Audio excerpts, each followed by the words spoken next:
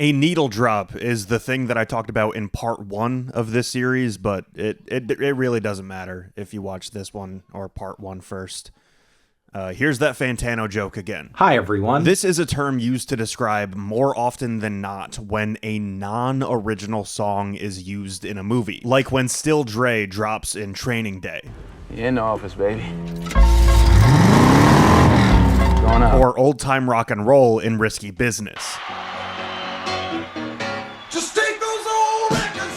We, the audience, are watching a movie, but then to accompany a scene, that old thing called music starts playing. We say, oh, I love that song. Let us now watch Thor Go Crazy style, set to Immigrant Song by Led Zeppelin. Now, the whole what is a needle drop thing is kind of vague, honestly. I would say that the examples I just brought up are some of the picturesque definitions because they evoke that synergy between the fictional world of the movie and the real-world experiences we have of already knowing the music. That relationship between I am invested in this story and now a different piece of art that I'm already familiar with is being used in tandem with this story that I am in the middle of, that's the truest form of a needle drop. But today we're starting with a fascinating combination of that and some stuff that is not that. Gus Van Zant's 1997 film Good Will Hunting, starring Matt Damon, Robin Williams, and Minnie Driver, is about an emotionally walled-off young man who is really good at math, but he needs therapy to process trauma. This is a movie steeped in male vulnerability, toxic masculinity, class conflict, and more. Fun fact, I watched this in senior year of high school, and while this may sound stupid, I genuinely think it made me a better person going forward. There's a certain amount of angst and extreme emotional repression that comes naturally to most teenage boys, and this film is a solid explanation that we should confront our own emotions, talk through them, and seek kindness throughout. Danny Elfman composed the score, oddly enough, and there are a few other well-known names on the soundtrack, but in this one movie, we get 5.5 Elliott Smith needle drops. How amazing is that? Angelus floats along when Will is making a tough decision. No Name 3 is fittingly melancholic and understated. Between the Bars acts as a mirror into our protagonist's self-sabotage. Say Yes is a cute romantic bright spot. But then Miss Misery, the only original song that Elliott wrote for the film, everything else was being pulled from his catalog. That song hits brilliantly over the film's final moments and as the credits roll. These songs build a cohesive emotional framework for Good Will Hunting. While our main character is much more abrasive than our quasi-soundtrack composer, they both have this delicate nature to them. The film and music follow a through line of introspection. It's vulnerable, bruised, with a need to heal. One of my favorite musicians ever, my beloved Sufjan Stevens, had a similar role in Luca Guadagnino's 2017 romance, Call Me By Your Name. A top-tier soundtrack featuring the likes of Sakamoto, Satie, and then awesome pop songs in F.R. David's Words and Love My Way by the Psychedelic Furs, but also Sufjan's Futile Devices, and then 2 new original songs written for the film in Mystery of Love and Visions of Gideon. Where Elliott Smith's music created this grounding realism to what was going on in Good Will Hunting, Sufjan almost adds a kind of mythology to Call Me By Your Name. The film itself is lush and kind of slow-moving, less about plot and more about that concept of a first love feeling so magical in the moment, but biblically devastating as it falls apart. While I would love to discuss the happier bliss in Mystery of Love, I am once again choosing the closing, one long take as the credits play song in Visions of Gideon. Is it a video?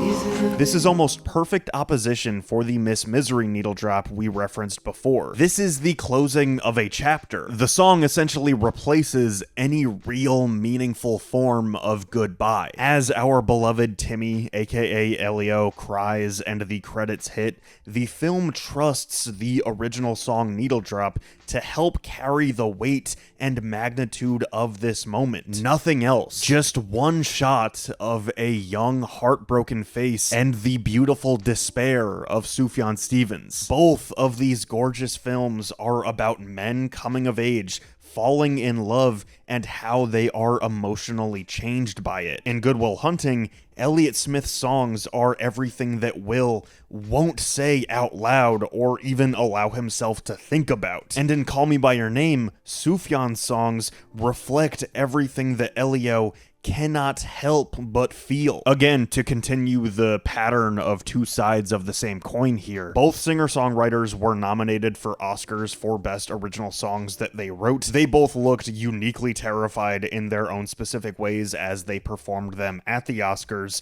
and they are both iconic moments that live in my mind always. Also, they both lost, Miss Misery to My Heart Will Go On from Titanic, and Mystery of Love to Remember Me from Coco. Which, like, sure, but come on. Imagine if these two cute, unbelievably shy men got in front of every A-list actor and actress to make an acceptance speech. That would have been awesome. I didn't exactly plan this as I was writing, but we are going to close out this video with another credits roll end of movie needle drop, and we're going to do that thing that people say as they take the third or fourth photo. Let's do a silly one. What if I told you that one of the strangest, most prolific, experimental alt-rock bands in American history has one of the most rewarding music movie moments in history, and it's for a kids' film? Ween is a Pennsylvania rock band formed in 1984 that would sit pretty highly on a chart measuring weirdness and success. Amongst other things, they are loved by music fans for being able to change genre from song to song and album to album. Their eclectic discography features everything from funk and soul to country and heavy metal, prog rock to punk rock, gospel to R&B, and everything in between. Released in 1997, their sixth studio album, The Mollusk, is this bizarre concept record about the ocean, featuring psychedelic prog rock and actual sea shanties. This album helped inspire a man named Steven Hillenburg to create a children's cartoon called Spongebob Squarepants. An additional fun fact, and this might blow some people's minds, Ween would create an original song for the Season 2 2001 episode of SpongeBob, Your Shoes Untied, the Loop-de-Loop song. Make a loop-de-loop and pull, and your shoes are looking good. But we are here to discuss film needle drops, and the two entities would come together again in 2004 for the SpongeBob SquarePants movie. The song Ocean Man from The Mollusk plays over the end credits of the film, and it is this perfect auditory impression left on the viewer after a hilarious wild adventure that is also extremely heartfelt. This is the greatest day of my life! And while I said that we are going to do a silly one, and the song is inherently goofy, and this needle drop is a meme in pop culture, this is also spiritually and tonally in sync with the story of the show, the movie, and so on. SpongeBob is a television series cute and funny enough for children, but with plenty of writing and jokes for teenagers and adults in the room too. Last week, funny enough, I attended a SpongeBob-themed house party with friends, and part of it was just watching episodes and laughing out loud every couple of minutes. And Ween's Ocean Man has the same kind of vibe.